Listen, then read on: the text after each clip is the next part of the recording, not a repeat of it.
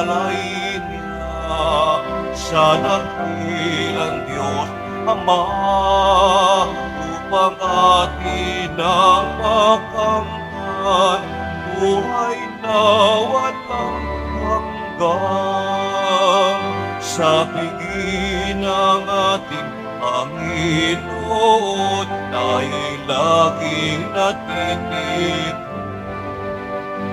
upang matutong magmahalan sa pag-ibig na makamtan.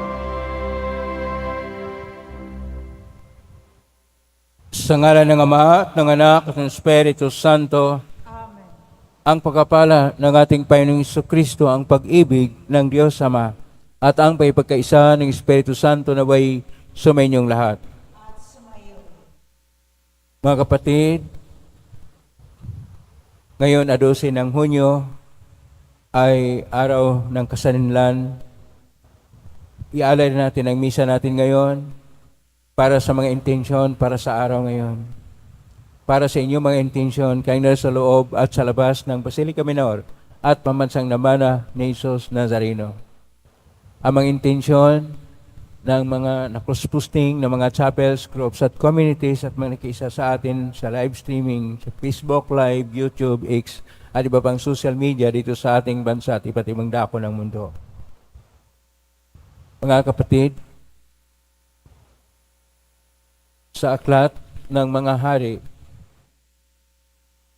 si Propeta Elias ay nagpahayag na ang Diyos na si Yahweh ay siyang tunay na Diyos at ang mga Baal at ang mga propita nito ay hindi tunay at ito'y paninilang sa mga tao. Upang ang mga tao ay sumunod sa kalooban ng Diyos. Ang kalooban ng Diyos at ang kanyang salita ay napayag sa kanyang mga kautusan at mga batas. Nasa Ebanghelyo ni San Mateo, sinabi ng ating Panginoon, ni isang maliit na bahagi ng kautusan ay dapat baguhin. Bagkus, ito'y dapat gawin pangganap at isabuhay. Sa buhay natin, kinakailangang tayo'y mamuhay ayon sa kalooban ng Diyos at tumatalima sa kanyang mga plano sa buhay para sa atin. Ngunit sa mga sandali na tayo, dahil sa ating kahinaan, dahil sa ating karupukan ay nagkasala, dumulog po tayo sa mga Panginoong nagpapatawad ng lubos. Sinugong tagapagpagaling sa mga nagsisisi, Panginoon, kaawaan mo kami. Panginoon, kaawaan mo kami. Dumating na tagapag-anyayang mga makasalanan ay magsisi, Kristo, kaawaan mo kami. Kristo, kaawaan mo kami. Nakaluklok ka sa kanan ng Diyos Ama para pamagitan kami, Panginoon, kaawaan mo kami. Panginoon, kaawaan mo kami. Kaawaan tayo makapangyarihang Diyos, patawarin tayo sa ating mga kasalanan at patnubayan tayo sa buhay na walang hanggan. Amen. Manalangin tayo. Ama naming makapangyarihan, sa iyo nagmumula ang tanang kabutihan. Pagbigyan mo ang aming mga kahilingan na iyong patnubay. Ang iyong mga kinalugdan ay aming mapag-isipan. At sa iyong pag-akay, ang mga ito ay aming magampanan. Sa pamamagitan ni Jesucristo kasama ng Espiritu Santo, magpa sa walang hanggan. Amen. Magsiupo po ang lahat. Pagbasa mula sa unang aklat ng mga hari. Noong mga araw na iyon, tinipon ni Akab sa bundok ng Carmelo ang buong bayang Israel at ang kanyang mga propeta. Lumapit si Elias at sinabi sa bayan, "Hanggang kailan pa kayo mag-aalinlangan? Kung ang Panginoon ang tunay na Diyos, siya ang sundin ninyo. At kung si Baal naman, kay Baal kayo maglingkod." Hindi umimik ang bayan. Muling nagsalita si Elias, "Ako na lamang ang natitira sa mga propeta ng Panginoon. Samantala, may 450 ang mga propeta ni Baal. Bigyan ninyo kami ng 2 toro Pumili sila ng isa, katayin at ipatong sa ibabaw ng kahoy na sinalansan, ngunit hindi sisindihan. Ihahanda ko rin ang ikalawa sa ibabaw ng kahoy na sinalansan, at hindi ko rin sisindihan. Tawagin ninyo ang inyong Diyos at tatawagin ko naman ang Panginoon. Ang tumugon sa pamamagitan ng apoy, iyon ang tunay na Diyos. At sumagot ang bayan, sang-ayon kami. Sa gayon, sinabi ni Elias sa mga propeta ni Baal, sapagkat kayo ang marami, pumili na kayo ng isang toro at ihanda na ninyo. Pagkatapos, tawagin ninyo ang inyong Diyos, ngunit huwag kayong magpaparikit ng apoy. Kinuha nga nila ang mga toro at inihandog. Mula sa umaga hanggang tanghali, tinawagan nila si Baal. Baal, Baal, pakinggan mo kami, sigaw nila. Samantalang pasayaw-sayaw sa paligid ng dambana, ngunit walang sumasagot. Nang katanghalian ay nilibak na sila ni Elias. Wika niya, lakasan pa ninyo. Alam naman ninyo ang inyong Diyos. Baka may ginagawa o may pinuntahan. O baka naman natutulog, kaya't kailangang gisingin. Lalo nga nilang nilakas ang kanilang sigaw. Sinugatan ang sarili sa pamamagitan ng sibat at tabak, tulad ng kanilang kinaugalian, hanggang sa sila'y maligo sa dugo. Lumampas ang tanghali at oras ng paghahandog ng hain, ngunit wala pa ring tugon ang kahit ano. Nagsalita noon si Elias sa buong bayan, lumapit-lapit kayo, wika niya, at nagsilapit ang lahat. Inayos niya ang dambana roon ng Panginoon na matagal nang gumuho. Pumili siya ng 12 bato, katumbas ng bilang ng mga lipi ni Jacob, na binigay ng Panginoon na pangalang Israel. Ang mga bato'y ginawa niyang dambana para sa Panginoon. Pinaligiran niya iyon ng isang kanal na may lamang 2 baldeng tubig. Isinalansan niya ang kahoy, kinatay ang toro at ipinatong sa kahoy. Pagkatapos nag-utos siya, kumuha kayo ng 4 na bangang tubig at hibuhos sa handog at sa kahoy. Gayon nga ang ginawa nila. Busan pa ninyo, sabi ni Elias, at binusan nila. Minsan pa, utos ni Elias, makaikatlo nga nilang binusan ang handog, hanggang sa umagos ang tubig sa paligid ng dambana at umapaw sa kanal. Nang ikatlo na ng hapon, nang siyang oras ng paghahandog, tumayo si Elias sa harap ng dambana at nanalangin. Panginoon, Diyos ni na Abraham, Isaac at Jacob, patunayan po ninyo ngayon na talagang kayo ang Diyos ng Israel at ako ay inyong lingkod. At ginawa ko ang lahat ng ito pagkat ito ay inyong utos. Dinggin ninyo ako, Panginoon, upang matalastas ng bayan na ito na kayo lamang ang Diyos at sila'y inyong pinapagbabalik loob. Noon din nagpababa ng apoy ang Panginoon at tinupok ang handog, ang kahoy at ang mga bato at lupa sa paligid. Pati ang tubig sa kanal ay natuyo.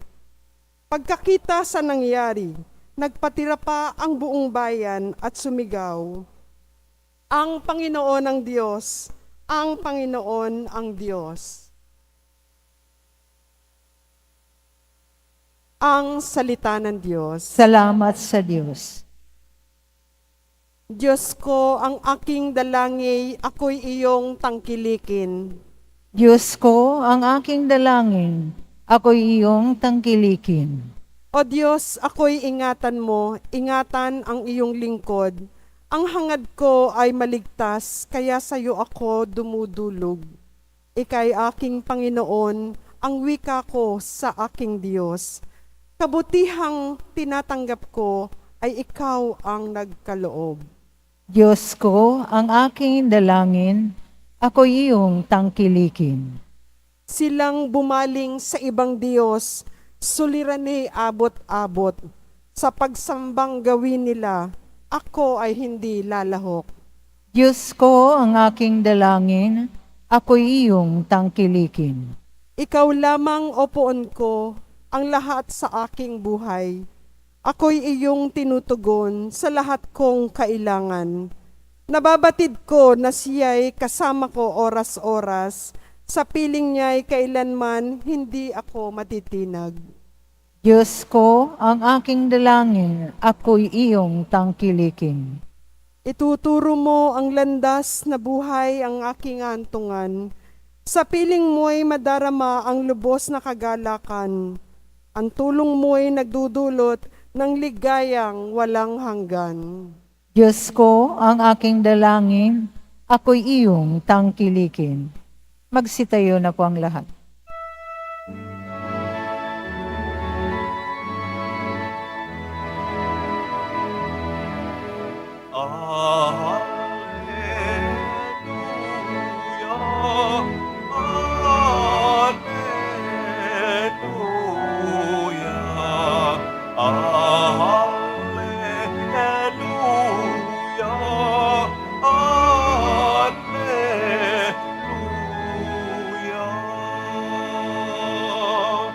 Panginoon, ituro mo iyong landas ay sundin ko sa pagtahak sa totoo. Alleluia, alleluia, alleluia, alleluia.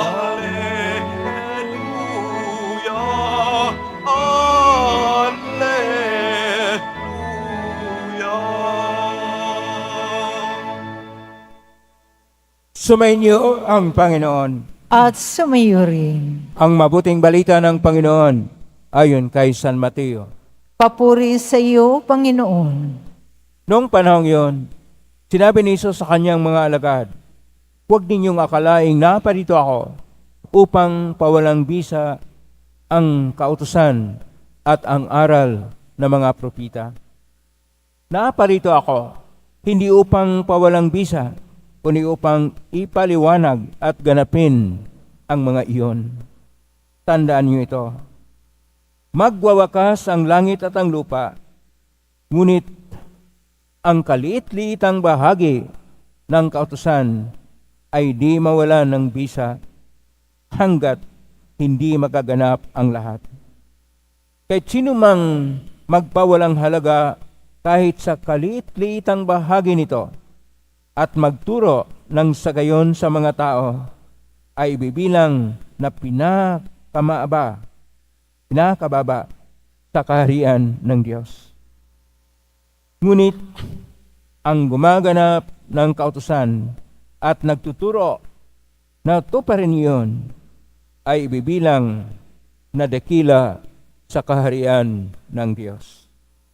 Ang mabuting balita ng Panginoon.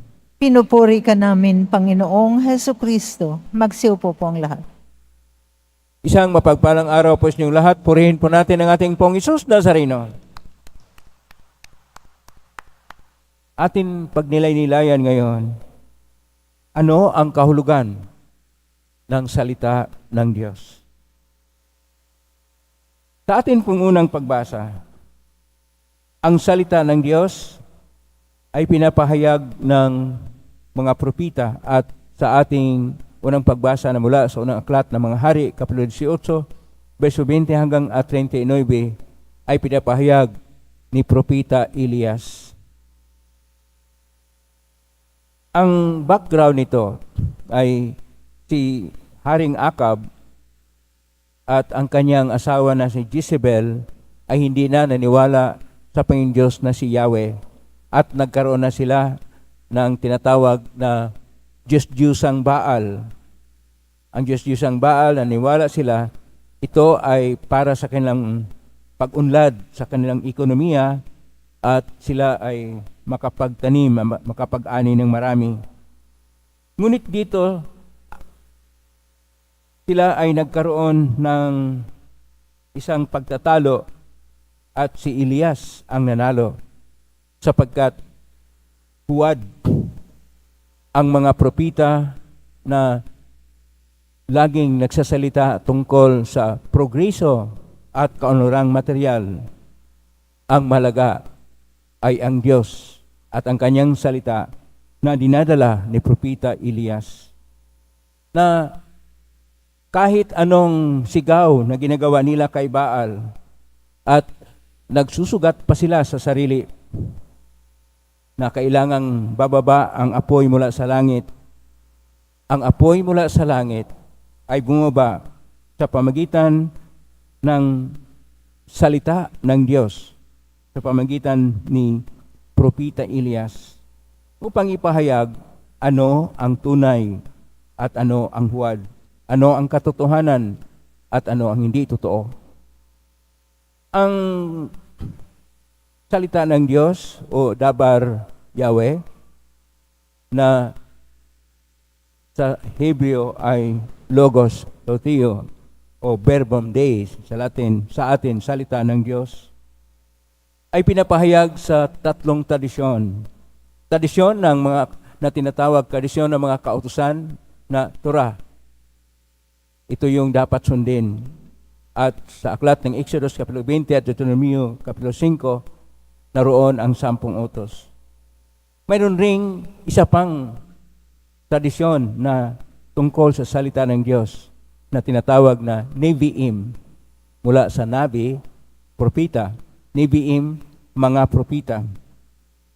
At ito yung tradisyon ng mga propita na pinapahayag sa ating unang pagbasa. Pero ang ating Panginoong Diyos ay nagbigkas ng isang salita. At ito'y nagkatawang tao, at ito yung ating Panginoong Hesus Nazareno, na salita ng Diyos na nagkatawang tao.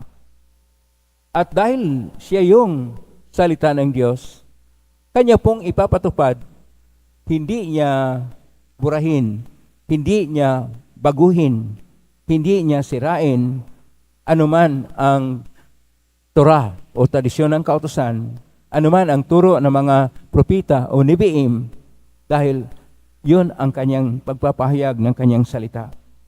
Kaya ngayon sa ating Ebanghelyo ni San Mateo Kapitulo 5, versikulo 17 hanggang 19, nakarugtong sa pagtuturo ng ating Panginoon sa mga mapalad na pagtuturo doon sa bundok, dahil siya ang bagong Moises, ay pinapahayag ng ating Panginoon na hindi siya pumarito upang sirain o baguhin, bagkos gawing ganap ang Torah o kautusan at ang nebiim o turo ng mga propita.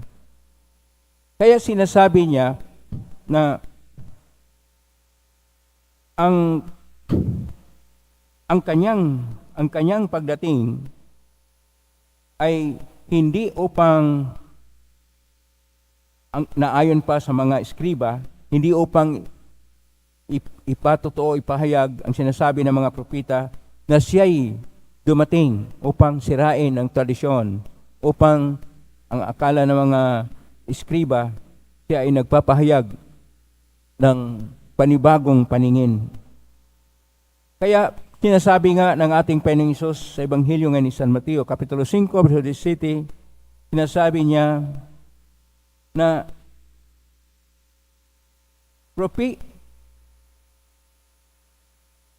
elten katalisay Allah Pluralisay, ibig sabihin lalo pang gawing ganap. At ito yung sinasabi ng ating Panginoon, ang pagpaganap. Dahil ang Panginoong Diyos, siya naman ay Diyos ng totoo. O ayon pa kay propita Jeremias, Kapitulo 10, versikulo 10, ang Diyos ay totoo o emet. At dahil dito, Ang Salmo 119:142 ay nagsabi na ang kautusan o ang Torah ay emet o katotohanan. At dahil katotohanan, ang sinasabi ng ating Panginoon ngayon sa Ebanghelyo ni San Mateo na hindi pag walang bisa, ito yung katarisay, bagkos ang pagpapaganap nito. Ang pagsunod nito, ibig sabihin, na wala ni isa mang bahagi kung gaano man ito kaliit sa mga salita, ay dapat baguhin. Sapagkat una, ang salita ng Diyos o Dabar Yahweh ay salita na pinapahayag sa tradisyon ng mga kautusan o Torah at pinapahayag sa tradisyon ng mga propita o nebiim upang ito'y sundin. Sapagkat ang salita ng Diyos ay magpasa walang hanggan at ito ay lampas pa sa mundong ibabaw.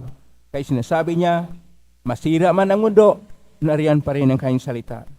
Pangalawa, na ang salita ng Diyos ay nakasulat hindi lang sa tapyas ng bato sa panahon ni Moises, ito'y isinulat na sa mga puso ng tao. At ito ang tunay na tunguhin na ito ay dapat isabuhay ng bawat tao. Sapagkat alam na ng mga tao ano ang kautusan ng Diyos, sapagkat naisulat na sa bawat puso ng tao. Kung mayroong mga gumagawa ng masama, sila ay sumuway sa Diyos. Hindi nila sinusunod ang nakasulat sa puso na kautusan ng Diyos. Pangatlo, ng salita ng Diyos ay may mataas na otoridad. Ito ay higit pa sa sinasabi ng tao o ginagawa ng tao. Sa atin, mayroon tayong tinatawag na divine law, ito yung tungkol sa kautusan. Mayroon tayong natural law, ito yung kautusan sa mga kalikasan. At mayroon tayong positive law, ito yung gawa ng tao. Ang divine law, yun yung pinakamataas at dapat sundin. Ang natural law, mas mababa kaysa divine law, pero hindi po natin mabago sapagkat yan ang kalikasan na lulubog at tataas ang araw, uli kay iikot ang mundo. Ang positive law, ito ang dapat nating tingnan na maayon sa kautusan ng Diyos. Kaya kung halimbawa tayo nagkaroon ng batas, pagpatay ng tao, o yung tinatawag na death penalty, ito ay labag na sa Diyos. O kaya mayroon ng batas na may diborsyo, absolute divorce, ito ay labag na sa Diyos. O kung ano man ginagawa ng mga kalukuhan natin, parusahan tayo ng Diyos. At mayroong malaking parusa kung tayo ay gumawa ng positive law o batas na hindi sumusunod sa kautusan ng Diyos. Kaya pang-apat, kailangan na tayo maging matapat sa kautusan ng Diyos. Sapagkat ang Diyos mismo ay matapat sa atin. Kahit napalpak tayo kuminsan at nagkasala sa Diyos, hindi tayo pinarusahan kaagad. Binibigyan tayo ng pagkakataon na magbalik loob at magbago upang tayo mapasa Diyos. Kaya kung sino man sa inyo ang magsuporta sa gaya ng divorce law o dili kaya yung death penalty o kung anuman ang mga kautusan, positive law na labag sa Panginoon, bahagi kayo sa mga parusahan ng Diyos at kayong lahat ay mapunta sa impyerno. Ang salita ng Diyos ay hindi magbabago. Ang salita ng Diyos ay para sa lahat sa ating kaligtasan. Ating ipinagdiriwang ngayon ang kalayaan at ang kasarinlan. Hindi ibig sabihin na malaya tayo sa Diyos. Hindi ibig sabihin na magsarili na tayo.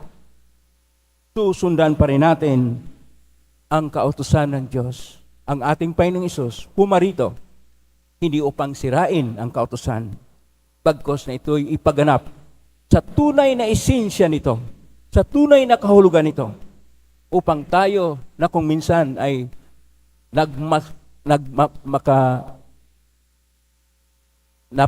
napakahambog na o nagmamataas na sa sarili, ay nakalimot na sa kabutihang loob ng Diyos ay mabigyan ng babala na hindi natin sundin, ayaw nating sundin ang mga kautusan na labag sa kautusan ng Diyos. Ayaw nating sundin ang mga batas kapag ito'y labag sa kautusan ng Diyos. Pakisabi sa katabi mo, sundin mo ang Diyos. Sundin natin ang Diyos. Huwag ang ating kung anumang mga iniisip nating mga pagsisira sa kautusan ng Diyos. Dahil kapag ito'y ating sundin, ang ginagawa natin mga positive law, gaya ng divorce law, parusahan ang mga tao sa Diyos.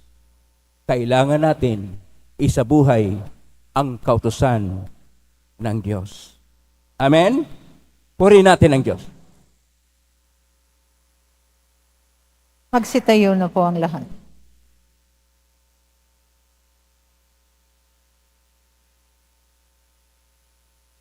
Minamahal ko mga kapatid, ipinapangako ng Diyos ang kaligayahan sa mga sumusunod sa Kanyang mga batas at sa mga naghahangad sa Kanya ng buong puso.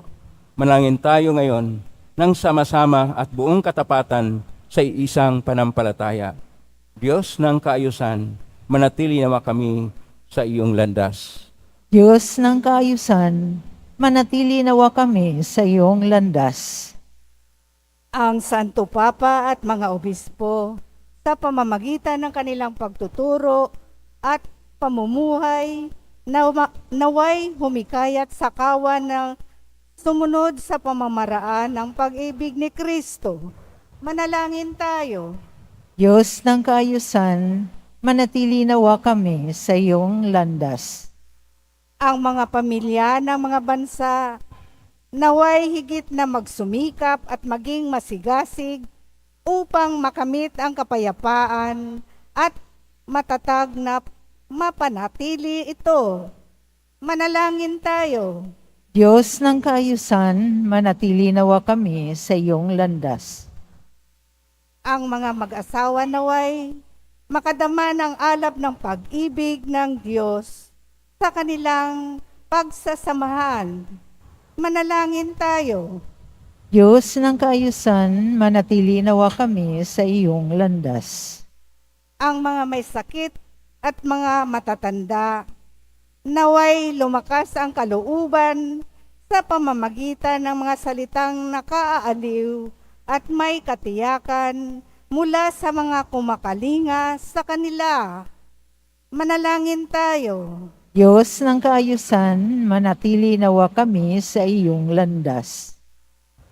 Ang mga tapat na yumao, naway mamasdan ang mga bagay na hindi nakikita ng mga mata at hindi naririnig ng mga tenga. Manalangin tayo. Diyos ng kaayusan, manatili nawa kami sa iyong landas. Sa tahimik, idulog natin sa Panginoon ang ating mga sariling kahilingan.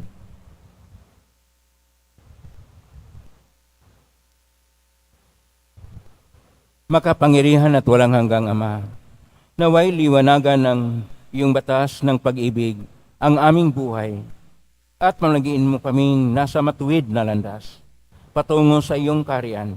Hingin namin ito sa pagitan ni Kristong aming Panginoon.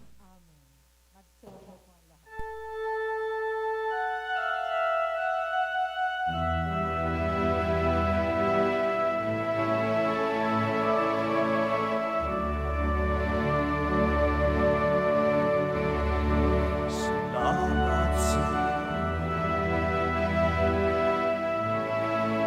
ating Panginoong Hesus. Ako'y inibig mo at inakil mo ang tanging alay ko sa'yo, aking Ama, ay buong buhay ko, puso at kaluluwa.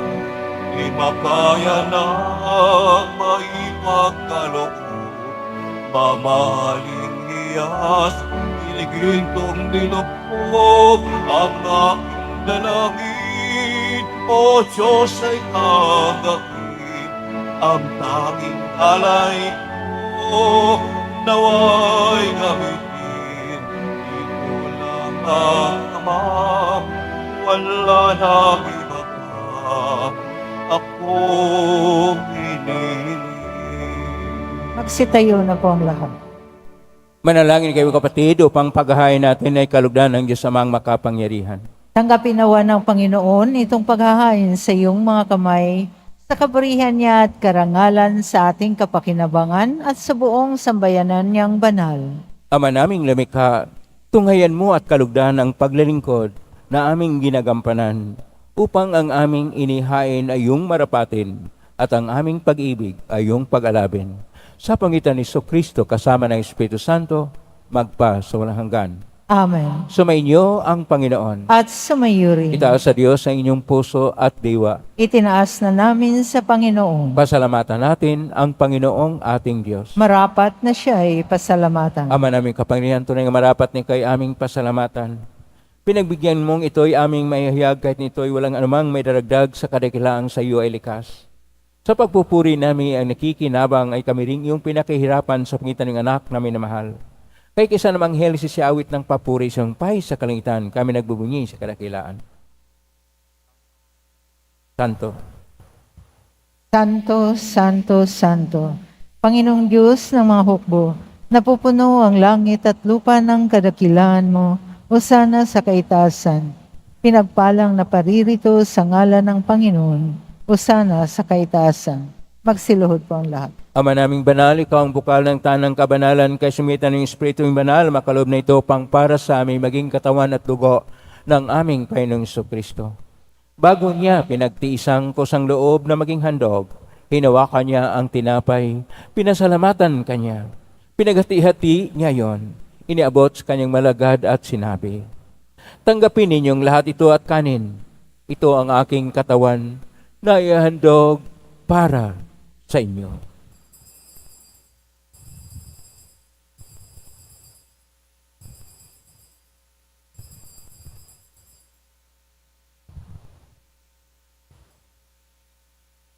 Kaya naman matapos ang hapunan, hinawakan niya ang kalis, muli kanyang pinasalamatan. Inabot niya ang kalis sa kanyang malagad at sinabi, tanggapin ninyong lahat ito at inamin. Ito ang kalis ng aking dugo ng bago at walang hanggang tipan. Ang aking dugo na ibubuhos para sa inyo at para sa lahat sa ikapagpapatawad ng mga kasalanan. Gawin niyo ito sa pag-alala sa akin.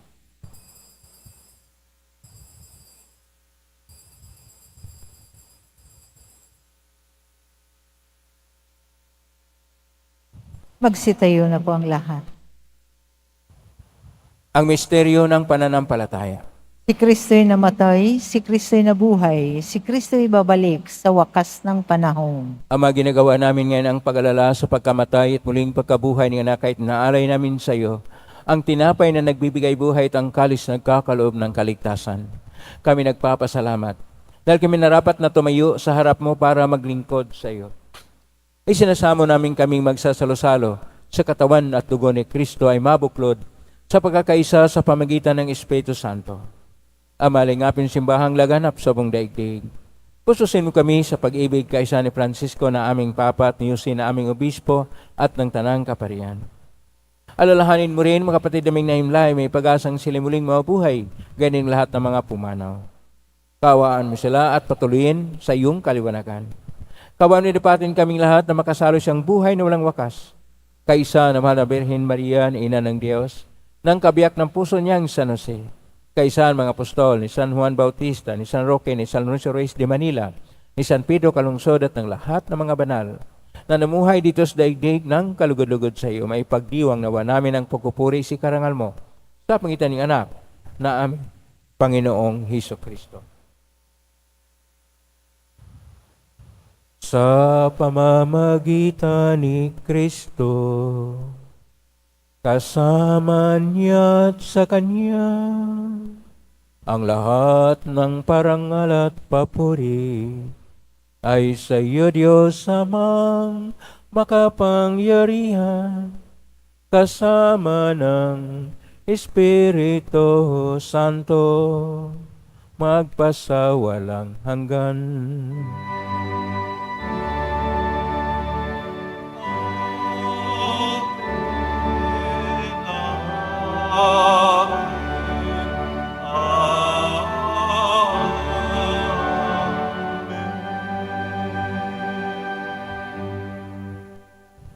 Sa tagubilin na galing na utos sa turo ni Jesus na Panginoon natin at Diyos, ipahayag natin ng lakas loob.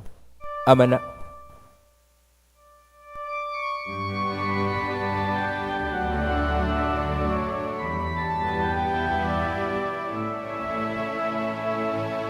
Ama namin, sumasalangit ka, sambahin ang ngalan mo.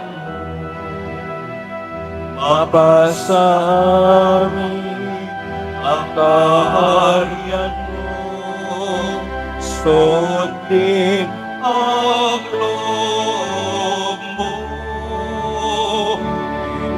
Sa lupa para nang sa langit, bigyan mo po kami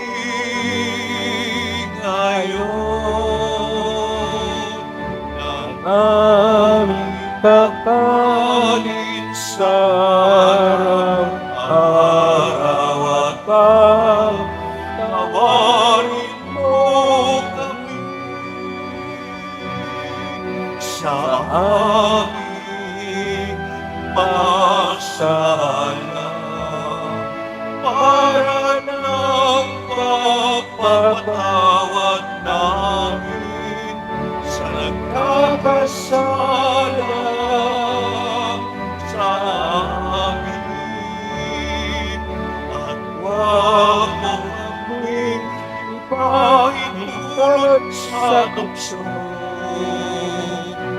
at ihadya mo kami sa lahat ng masama. Iniling namin kami adya sa lahat ng masama, pagkalooban ng kapayapaan araw-araw, iligtas sa kasalanan at talay sa lahat ng kapahamakan, samantalang aming pinanabikan ang dakilang araw ng pagpapahayag ng tagapagligtas naming si Jesucristo. Sapagkat iyo ang kaharian at ang kapangyarihan at ang kapurihan magpakailanman. Amen. Panginoong Jesucristo, sinabi mo si mga apostol, kapayapaan ang iniiwan ko sa inyo, ang aking kapayapaan ay binibigay ko sa inyo. Tunghen mo ang aming panampalataya at huwag ang aming pagkakasala. Pagkalooban mo kami ng kapayapaan at pagkakaisa ayon sa iyong kalooban, kasama ng Espiritu Santo, magpa sa walang hanggan. Amen. Ang kapayapaan ng Panginoon ay laging sumainyo. At sumayo rin. Magbigayin kayo ng kapayapaan sa isa't isa. Kapayapaan sa inyo. Kordero ng Diyos na nag-aalis ng mga kasalanan ng sanlibutan, maawa ka sa amin. Kordero ng Diyos na nag-aalis ng mga kasalanan ng sanlibutan, maawa ka sa amin. Kordero ng Diyos na nag-aalis ng mga kasalanan ng sanlibutan, ipagkaloob mo sa amin ang kapayapaan. Magsiluhod po ang lahat. Ito ang kordero ng Diyos. Ito ang nag-aalis ng mga kasalanan ng sanlibutan. Mapalad ang mga inaanyayahan sa piging ng kordero. Panginoon, hindi ako karapat-dapat na magpatuloy sa iyo. Ngunit sa isang salita mo lamang ay gagaling na ako. Katawan ni Kristo. Amen.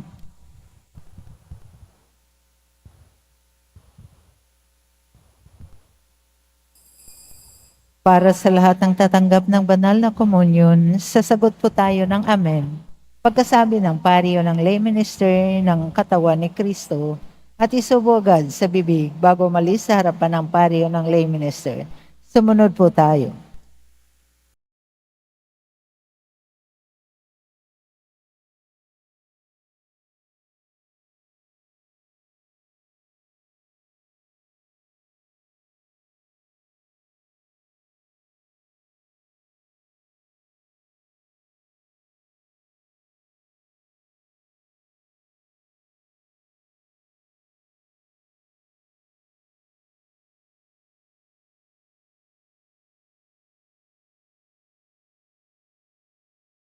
Tayo, Ama naming mapagmahal, ang pagganap sa iyong pagbibigay kagalingan ay pumawi nawa sa aming mga nagawang pagsuway. Ay magdulot nawa ng iyong mga kinalulugdan sa pangitan ni Kristo kasama ng Espiritu Santo, magpa sa walang hanggan. Amen. Maraming salamat po sa inyong pagdalaw sa tahanan ng ating Poong Isus Nazareno ngayong araw ng ating kalayaan. Salamat sa lahat ng mga narito at salamat sa lahat ng mga nakiisa sa pamagitan ng iba't ibang social media platform at na cross-posting sa iba't ibang paraan. Salamat sa lahat na nagbibigay ng tulong at donasyon upang makatulong ang Quiapo Church sa kapwa nating mga mahirap. Salamat po sa lahat. Pagpalain kayo ng ating Panginoong Diyos ng mga biyayang siksik, liglig at tagu-umapaw. Salamat sa lahat ng mga naglilingkod ngayon. Pagpalain kayo lagi ng Poong Isus Nazareno. Palakpakan po natin ang lahat ng naglilingkod, lahat ng narito, lahat ng naugnay sa atin, lahat ng tumutulong sa atin. Naway ang Diyos ay gagawad sa inyo, magbigay sa inyo ng biyaya na inyong kinakailangan.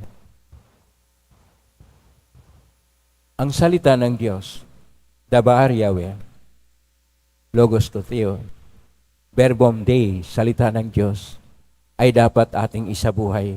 Huwag nating suwayin sapagkat siya ang totoo at ang katotohanan upang tayo'y magkaroon ng kaligtasan. Ngayon na po ang pagbasbas. Mangyari po lamang itaas bagya, mga baybagay na pasbasan. Sumainyo ang Panginoon. At sumayo rin. Mahal na Poong Isus Nazareno, inihagmos ng cross ang walang maloy na pag-ibig ng Diyos sa sangkatauhan. Pakinggan mong kahilingan ng kanan nagsusumamo sa iyo. Makamtan naman nila yung katugunan at tanggapin ng kasagutan may itang naloob na tinatanaw. Basbasan din po ninyo ang mga dalamimahin, dasal at mga bagay-bagay. Basbasan ang may makaramdaman. Sa pamagitan ng benisyon ito na may maalala ang pangako na sa binyag na ikaw ay kaibigan at paglalingkuran bilang Panginoon magpa sa walang hanggan. Amen. Pagpalain kayo ng makapangyarihang Diyos, Ama at Anak at Espiritu Santo. Amen. Humaiking taglay ang kapayapaan, pag-ibig at pag-asa ng Poong Isus Nazareno. Salamat sa Diyos. Purihin natin ang ating Poong Isus Nazareno.